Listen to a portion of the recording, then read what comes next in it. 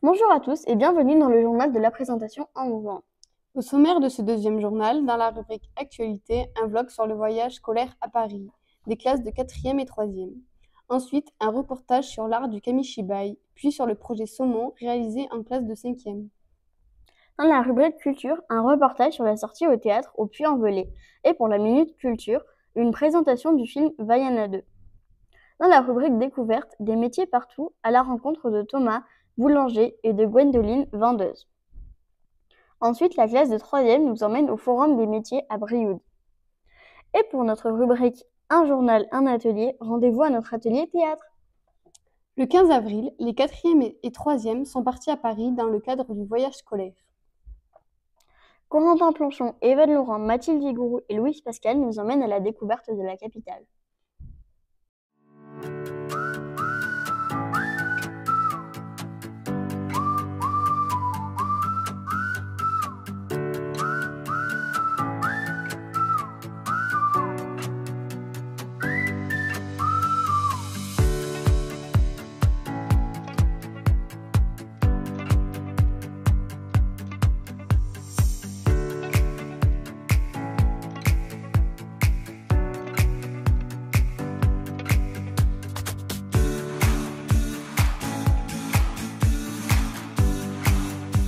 Durant ce voyage, nous avons visité différents lieux sur Paris. Le premier jour, nous avons visité Versailles.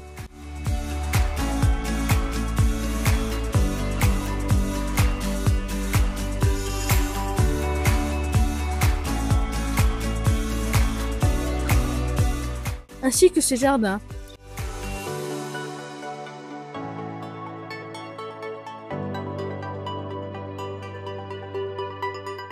Pour terminer la journée, nous nous sommes rendus à la salle du serment du jeu de paume.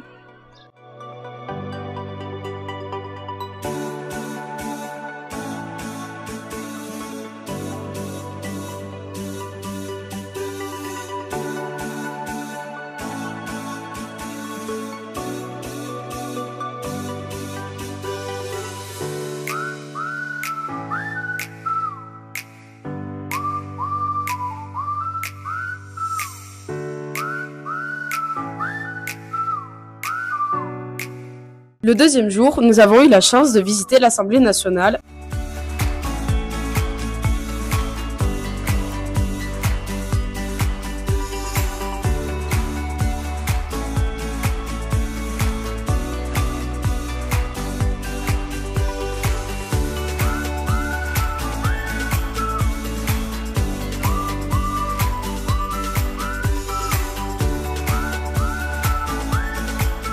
Ainsi que le Sénat.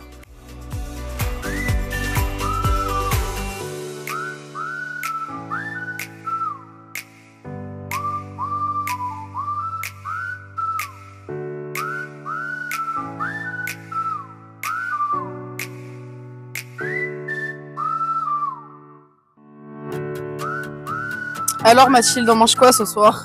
Bon, alors, on va manger un bagel, voilà.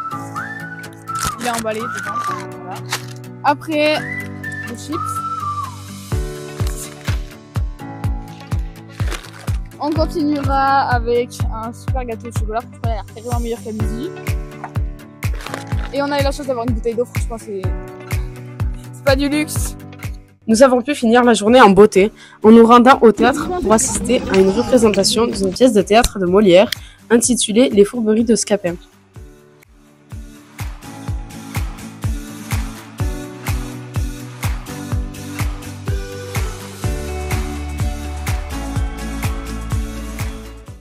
Le troisième jour, nous nous sommes rendus à l'Arc de Triomphe.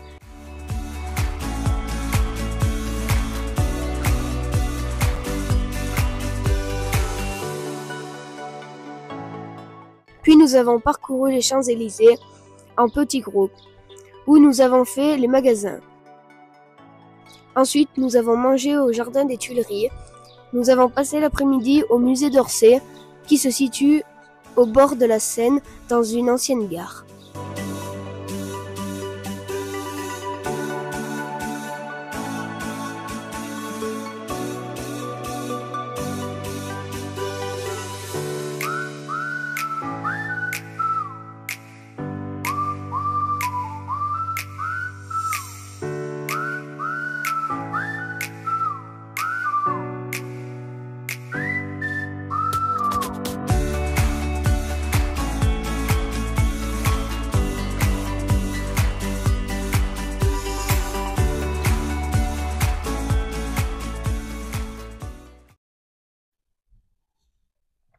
Durant une séquence en cours de français, qui leur a permis d'étudier Yvain le Chevalier au Lion de Chrétien III, la classe de 5e a travaillé sur un projet Kamishibai et ont donné une représentation devant les classes de maternelle et primaire. Découvrons ce reportage réalisé par Améline Sabastier et Emma Ostifabre.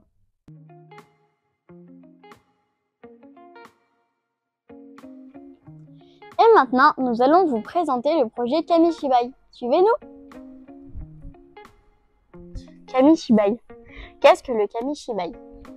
Le mot Kamishibai veut dire théâtre de papier. C'est un art d'origine japonaise. C'est aussi l'ancêtre du dessin animé et de la télévision. Pour pratiquer l'art du Kamishibai, il faut un butai, dans lequel on insère des planches, sur lesquelles d'un côté il y a l'illustration et de l'autre le texte. On peut faire circuler les planches comme ceci. À l'origine, les conteurs se déplacent à vélo de village en village et les enfants leur donnaient une petite pièce de monnaie ou un bonbon pour qu'ils leur racontent une histoire. Tout d'abord, il y a eu la répartition en classes par petits groupes. Nous nous sommes ensuite rendus dans les locaux des primaires et maternelles où nous avons raconté nos histoires. Le premier groupe est allé raconter son histoire au CM1, CM2. L'histoire se nommait Yvain le Chevalier au Lion. Ensuite, le second groupe s'est rendu en CE1, CE2 où ils ont raconté l'histoire de Karashi et Kishiru en quête du dragon légendaire. Puis le dernier groupe s'est rendu en classe de maternelle pour raconter l'histoire de Léon le caméléon. Que penses-tu du projet Kamishibai? Que c'est bien, que les enfants ils ont aimé. Trouves-tu ça bien de raconter ces histoires à nos enfants de primaire et maternelle? Oui, moi je trouvais ça cool parce que aussi ça a pu les changer de leur cours de l'habitude et nous ça a pu nous permettre de nous exercer pour la lecture. Et toi, t'en as pensé? C'était bien, on est allé les voir, on leur a lu nos histoires et voilà. En partenariat avec la communauté de communes, les élèves de 5e participent au projet Une vie de saumon par Vie et Revient. Découvrez le reportage de Lola Barnier, Satine Exbaya et Alicia Rey. Un projet nous a été proposé par la communauté de communes des Rives du Haut-Allier, représentée par Mathilde Coston, qui est venue nous le présenter en classe.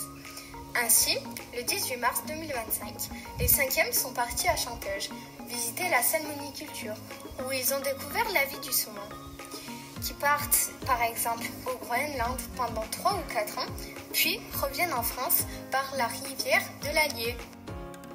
Les élèves ont aussi appris ce que mangent ces poissons. À l'état sauvage, ils se nourrissent de crevettes et de petits poissons, et en élevage, ils mangent des végétaux, de la farine, de l'huile, du poisson. Puis Apolline Roy, comédienne, et Julien Bord, ingénieur du son, sont intervenus auprès de la classe.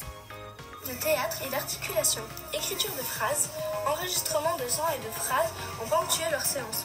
L'idée était de leur parler du saumon, tout en leur parlant de soi, car tout comme lui, la vie peut nous amener à partir et à revenir. Ce travail donnera lieu à une exposition sonore lors de la journée du 2 juillet. La célèbre exploratrice de l'océan est de retour. Dans cette minute culture, découvrez le film Vaiana 2, un film qui promet plein d'aventures. Flavie Perelier et Emma Ostifabre vont vous en parler tout de suite. Bonjour, aujourd'hui pour la Minute Culture, nous allons vous parler du film Vaiana 2. Sorti en novembre 2024, il a fait 2269 477 entrées en France. Dans ce film, le spectateur suit les aventures de l'exploratrice Vaiana. Après avoir sauvé son île et toutes les autres alentours, Vaiana part à nouveau à l'aventure. Sa mission, rétablir le contact avec les autres populations pour éviter à son peuple l'isolement. Mais un dieu égoïste et assoiffé de pouvoir veut l'en empêcher. Notre héroïne rassemble alors une équipe improbable afin de parvenir à son but. On retrouve d'anciens personnages du film de Vaiana 1 comme Maui, le chef Tui. Mais on retrouve aussi de nouveaux personnages comme Noto ou bien Simea, la petite sœur de Vaiana. De nombreuses chansons ponctuent le dessin animé et restent facilement dans la tête du fait de leur rythme. Nous vous conseillons de voir ce film car il y a beaucoup de magie, de rebondissements, de personnages attachants, beaucoup d'émotions et de l'action. C'est une aventure palpitante et magique. Les classes de 4e et 3e sont parties au Puy-en-Velay voir la pièce de théâtre intitulée Enfer et contre tous, qui évoque la vie de Gustave Eiffel. Suivez Floriane Rousset et Émilie Châteauneuf à travers ce reportage.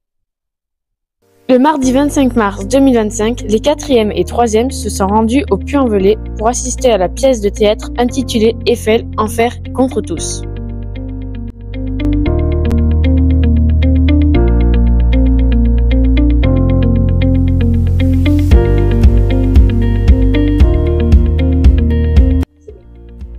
Qu'est-ce que tu as pensé de la pièce et pourquoi?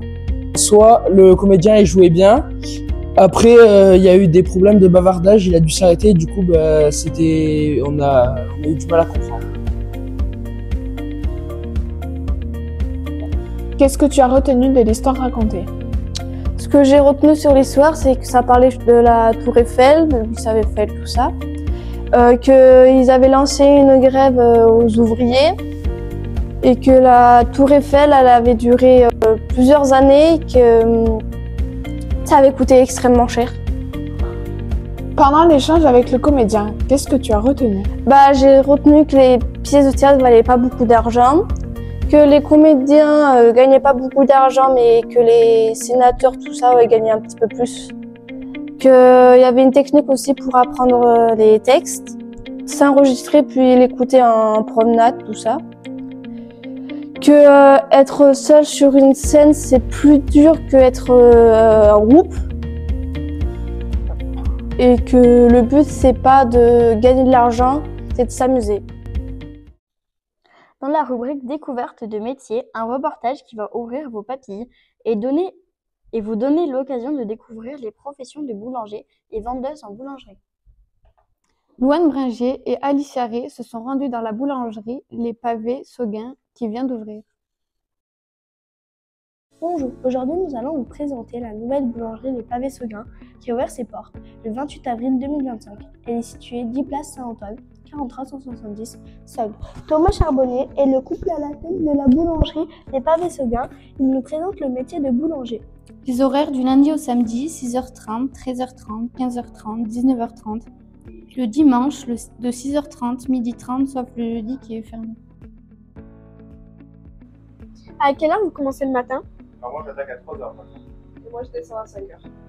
Qu'est-ce qui vous a donné l'envie de faire ce métier? Moi au début en fait, c'est rigolo, je trouvais que j'avais de la facilité à me lever tôt le matin. Et il y a beaucoup de gens qui disaient les boulangers, tout le monde en dire les boulangers se lèvent tôt. Du coup en 3e j'ai fait un stage en boulangerie, ça m'a plu et du coup j'ai fait ça tout de suite. Moi je suis pas du tout du métier de base, donc l'envie de faire ce métier, c'est Thomas. Quels sont les avantages et les inconvénients? Alors pour moi l'avantage c'est qu'on travaille au chaud toute l'année on va dire, voilà, même s'il pleut dehors, maintenant on a la chance d'être au sec. Après l'inconvénient aussi c'est que l'été quand il fait très chaud, dans la boulangerie aussi il fait très chaud. Pour moi l'inconvénient c'est se lever tôt, hein. C'est compliqué. Pourquoi vous vous êtes installé à Saugues? Alors on s'est installé à Saugues tout simplement parce que moi je suis originaire de Saugues et que je ne pourrais pas ouvrir une boulangerie ici. Vous êtes chef d'entreprise, qu'est-ce qui vous semble le plus difficile dans cette fonction? Ce qui est le plus difficile pour nous c'est qu'il faut tout gérer en fait. Ouais, faut tout concilier. On n'est pas que chef d'entreprise, on est boulanger, on est vendeur, on est comptable, on est banquier, on est secrétaire, on a vraiment beaucoup de facettes. Et le plus compliqué, c'est de devoir tout gérer et trouver le temps de gérer tout ça. Quelle étude avez-vous fait pour exercer ce métier? Alors moi, j'ai commencé par faire un CAP boulanger. Et après mes 2 ans de CAP, j'ai continué à par faire une mention complémentaire, ce qui permet de se spécialiser un petit peu dans les pains spéciaux et voir autre chose vraiment que les basiques. En fait. Moi, je suis pas du tout du métier, comme je le disais tout à l'heure, donc moi, j'ai pas fait de formation, j'apprends vraiment sur le tas.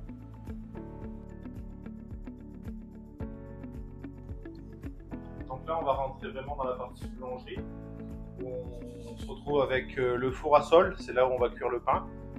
Juste derrière, on aura un four ventilé pour cuire tout ce qui est viennoiserie. Derrière moi, on a un surgélateur. Ça nous permet de figer les produits, en fait, de descendre à des températures très basses et très vite pour éviter que les bactéries développent, des choses comme ça. Une fois qu'on sera sorti de là, on pourra les stocker dans cette machine, un congélateur tout simplement, qui nous permet de conserver les produits. Derrière, on aura la partie snacking, en fait, voilà, donc la partie à Gwen où elle fait ses sandwichs le matin. Et là où aussi on travaille la pâtisserie. Dans la deuxième partie du laboratoire, on a la partie vraiment fabrication boulangerie où on attaque avec le pétrin, le gros pétrin, c'est là où on va mélanger la farine, l'eau, le sel et le levure pour faire notre pâte. Quand notre pâte sera pétrie, on va la passer dans cette machine. On va peser nos bacs par exemple à 10 kg. Cette machine va les diviser en 20 parts égales de 500 grammes. Ces 20 parts, on va les stocker dans cette machine qui s'appelle un repose-pâton où on aura toute notre pâte. En attendant, une fois qu'on aura fini de diviser, que tous nos pâtons seront là, on va la passer dans cette machine. Cette machine, c'est la façonneuse. Elle va nous permettre d'allonger facilement les flûtes et les baguettes en fait, ou même les bûcherons par exemple. On peut choisir les réglages. Quand on aura fini de tout façonner, on va la mettre dans cette chambre de fermentation. Lors de la chambre de fermentation, son principe en fait, c'est qu'elle peut descendre de 3 degrés, voire même plus bas, jusqu'à 27-28. Ça nous permet voilà, de conserver le pain. Par exemple, moi je fais mon pain le matin, à 10 h j'ai fini. Il va rester jusqu'à 23 h dans cette chambre à 3 degrés. Et à partir de 23 h, il va commencer progressivement à monter jusqu'à 18 degrés. Pour qu'à vers 4 h, le pain soit levé. Derrière, on a un petit peu de stockage de sec, voilà, donc le sel, toutes les choses qu'on n'a pas besoin de mettre forcément au frigo. Après, là, c'est un grand frigo tout simplement. Par contre, il va y avoir la levure, les crèmes, les choses qui sont un peu fragiles, donc on est obligé de conserver au froid. Derrière, on a une autre petite chambre de fermentation, mais celle-là va servir uniquement à la viennoiserie. Donc, même principe, là, elle va rester en froid jusqu'à minuit, et à partir de minuit, elle va monter progressivement pour qu'à 3 h, quand j'arrive, moi, les viennoiseries soient prêtes à cuire. Le petit laminoir, ça va nous servir à étaler les pâtes. Par exemple, on va commencer avec une pâte à 2 cm, et on va réduire progressivement, on va descendre à 18 mm, 16 mm, jusqu'à ce qu'on ait l'épaisseur qu'on souhaite. Et pour finir, le stockage de farine. Merci Thomas et Gwendoline de nous avoir accueillis. Les élèves de 3e ont récemment participé au Forum des métiers à Brioude, une occasion unique de rencontrer des professionnels. Un reportage de Corentin Planchon, Mathéo Rassal, Louane Margier et Floriane Rousset.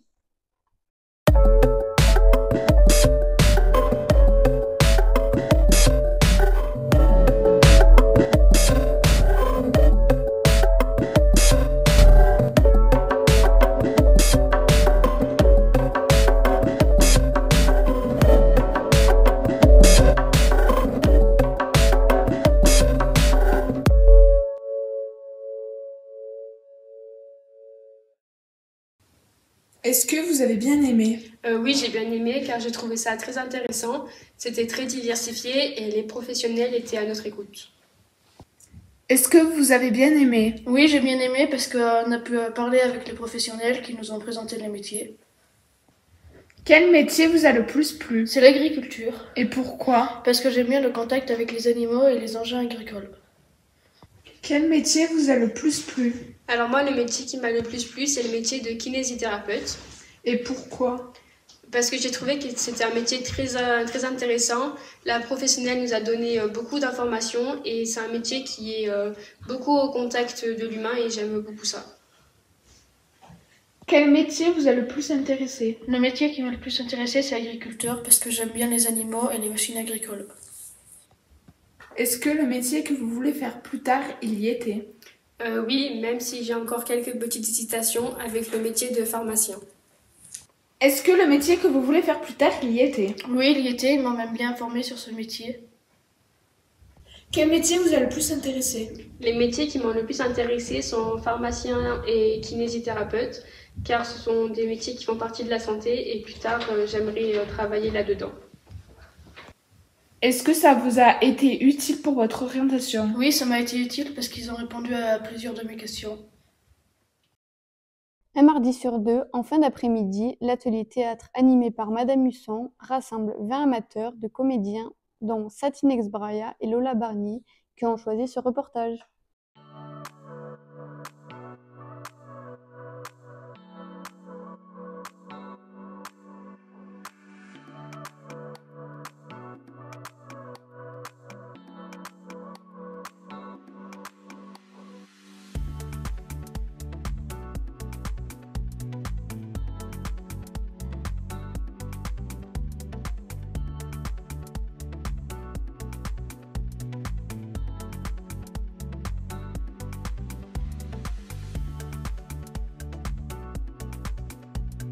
Depuis quand animez-vous l'atelier théâtre?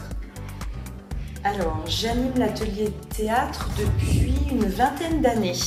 J'ai dû commencer en 2003 ou 2004. Donc oui, ça fait une vingtaine d'années que j'anime cet atelier. D'accord.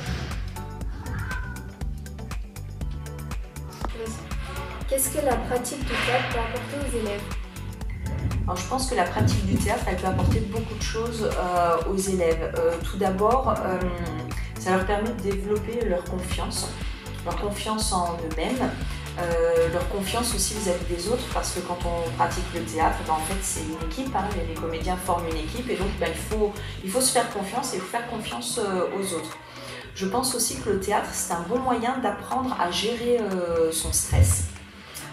Parce que quand on est en représentation, il y a toujours une petite appréhension et justement ça permet d'apprendre à gérer ce stress et ça peut donc leur servir aussi quand ils passent des oraux en classe ou pendant les examens. La pratique du théâtre, ça permet aussi de mieux appréhender son corps. Parce que quand on pratique le théâtre, on est obligé de faire des mouvements, des déplacements, donc on appréhende son corps, les gestes, l'espace, etc. Et puis, dans la pratique du théâtre, il y a un moment où il faut forcément apprendre du texte, un texte qui va être plus ou moins long, mais en tout cas, ça va permettre de développer aussi des capacités au niveau de la mémoire, des capacités d'apprentissage. Je pense que le théâtre, c'est un art du spectacle vivant qui permet de finalement travailler beaucoup de choses. D'accord. Qu'est-ce que ça t'a apporté de faire l'atelier théâtre? Ça m'a apporté un peu moins de stress. Et puis c'est un peu la décompression de la semaine, on va se dire, on se lâche, on rigole et tout, donc voilà. D'accord. Qu'est-ce que tu aimes le plus dans cet atelier? J'aime bien quand on répète et qu'on rigole tous ensemble. Et quand on choisit les rôles et qu'on peut avoir celui qu'on veut. D'accord. Pourquoi tu choisis cet atelier? J'ai choisi cet atelier parce que déjà j'aime bien le théâtre. Et puis je trouve ça marrant et j'avais envie aussi de le prendre, donc voilà. C'est la fin de notre édition. Merci à tous de l'avoir suivi. Nous espérons vous retrouver bientôt pour un autre journal. Au revoir!